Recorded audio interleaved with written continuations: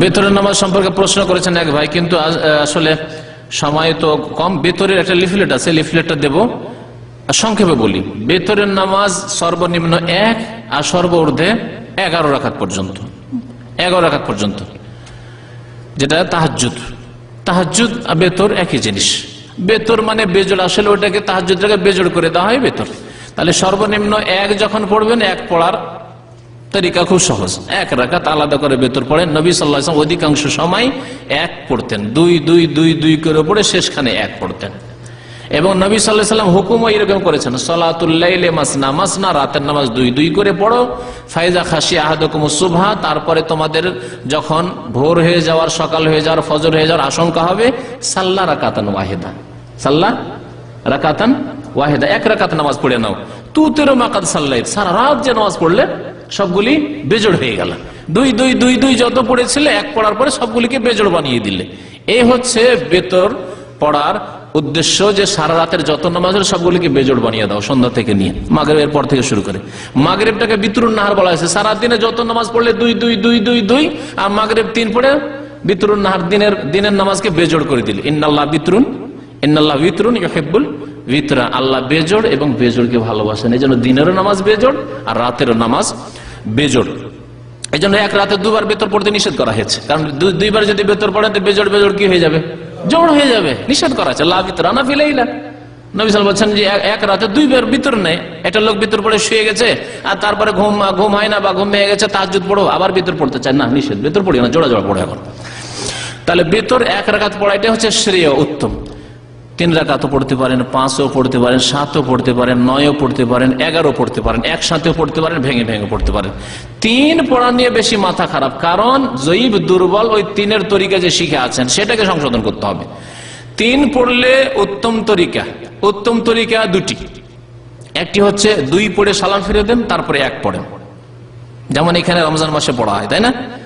এই 3 পড়ার একটা তরিকা। আর একটা তরিকা 3 পড়ার, একসাথে 3 পড়েন, 1 রাকাত, 2 রাকাত, 3 রাকাত, সরাসরি উঠে যান। 2 রাকাত পড়ে তাশাহুদে বসবেন না, এইভাবে একসাথে 3 রাকাত পড়েন বিনা তাশাহুদে, বিনা আত্তাহিয়াতে, শেষখানে আত্তাহিয়াত পড়েন। আর কুনুত আছে, কুনুত রুকুর আগেও করা যেতে পারে, রুকুর পরেও করা যেতে পারে। ওর জন্য তাকবীর দেওয়ার দরকার নেই, সূরা শেষ হলো পড়ে নেন, অথবা রুকুর পরে পড়েন, দুটোই জায়েজ রয়েছে, দুটোই প্রমাণিত। এই হচ্ছে 3 রাকাত পড়ার 2টো তরিকা সুন্নত সম্মত। তৃতীয় তরিকা যেটা হানাফি ভাইরা পড়ে, সেটি জয়ীফ, কোন সহিহ হাদিসে নেই। সেটা হচ্ছে মাগরিবের মতো করে পড়া। 2 রাকাত পড়লো, পড়ার পর আত্তাহিয়াতে বসলো, আত্তাহিয়াতে পড়লো, তারপরে উঠলো, মাগরিবের মতো সেম। তারপরে উঠে আর 1 রাকাত পড়লো, আর 1 রাকাত পড়ে আবার তাকবীর দিল, তাকবীর দেওয়ার পরে কুনুত পড়লো। তো এখানে এই তরিকাতে 2টো দুর্বলতা। একটা দুর্বলতা হচ্ছে মধ্যখানে 2 রাকাতের পর আত্তাহিয়াতে পড়া, এটা জয়ীফ, ভিত্তিহীন, সুতরাং এটা করবেন না। আর একটি হচ্ছে এই যে তাকবীর দেওয়া, এর কোনো প্রমাণ নেই। যেমন সূরা শেষ হলো তেমনই আপনি পড়ে আল্লাহুম্মা হাদিনা ফিমান হাদাইত, আল্লাহুম্মা ইন্না নাস্তাইনুকা ওয়া নাস্তাগফিরুকা, যেটা যে কোনো 2টি বা 2টোই একসাথে পড়তে পারেন কুনুতের। তারপরে আরেকটি মাসলা শুনেন, 2টি ভুল তো হইল, তাই না?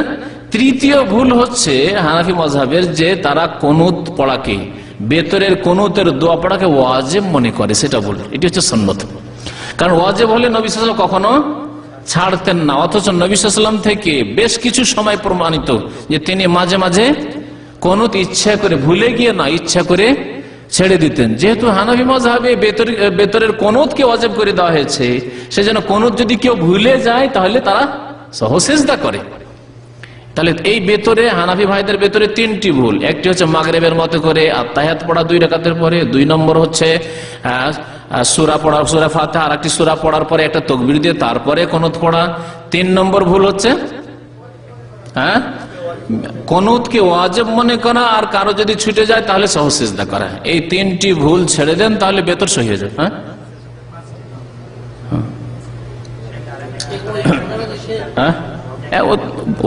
ওটা তো আছে এই ভেতরে, 3 রাকাত ভেতরে ভুল বলছি।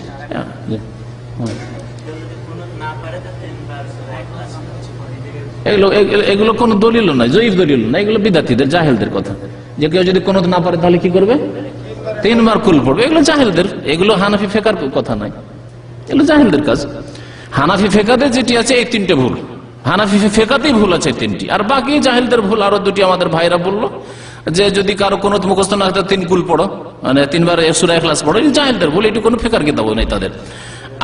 আর একটা কথা বলে যে 1 রাকাতকে তারা অস্বীকার করে, তো আগেই বলেছি যে তারা 1 রাকাতকে মানে না, অথচ নবী সাল্লাল্লাহু আলাইহি সাল্লাম আওতারা বিওয়াহিদা 1 রাকাত বেতর পড়েছেন, 1 রাকাত বেতর পড়েছেন, বহু হাদিস বুখারীতে রয়েছে। তা বুখারীর হাদিস আমল করার জন্য, কিসের জন্য? অথচ ওই আজিজুল হক সাহেবের যে বুখারী তরজমা আছে, শুরু ভূমিকাতে লিখেছে যে সমস্ত হাদিসের মধ্যে সবচেয়ে সহিহ হাদিস হচ্ছে বুখারী, শুধু বলার জন্য, হ্যাঁ, আর কাজের সামান্য কিছু। আল্লাহ পাক যেন বুঝার তৌফিক দান করেন, আমল করার তৌফিক দান করেন, আমিন। সাল্লাল্লাহু আলাইহি মুহাম্মদ ওয়া আলা আলিহি ওয়া সাহবিহি আজমাইন। বেতরে নামাজ ওয়াজিব নয়, এটি আরেকটি ভুল। বেতরে নামাজের হুকুম সম্পর্কে ভুল। হানাফি মাযহাব বেতরে নামাজ ওয়াজিব, বেতরে নামাজ সুন্নাতে মুআক্কাদা, ওয়াজিব নয়। তাদের কাছে যেহেতু ফরজ ওয়াজিব পার্থক্য আছে, সেই জন্য হয়তো ওয়াজিব করেছে, কিন্তু ওয়াজিব নয়। আসলে হাদিসে এসেছে আল বিতরু লাইসা বিহাতমিন, বেতর ওয়াজিব ফরজ নয়, ওয়াজিবও নয় ফরজও নয়, সুন্নাত বেতর, কিন্তু সুন্নাতে মুআক্কাদা, বেতর কেউ ছাড়লে গুনাহগার হবে। অন্য অন্য সুন্নতের চাইতে বেশি তাগিদ আছে। জোহরের সুন্নাত কেউ ছাড়লো, ফজরের সুন্নাত ছাড়লো, তার চাইতে বেশি গুরুত্ব হচ্ছে বেতরের।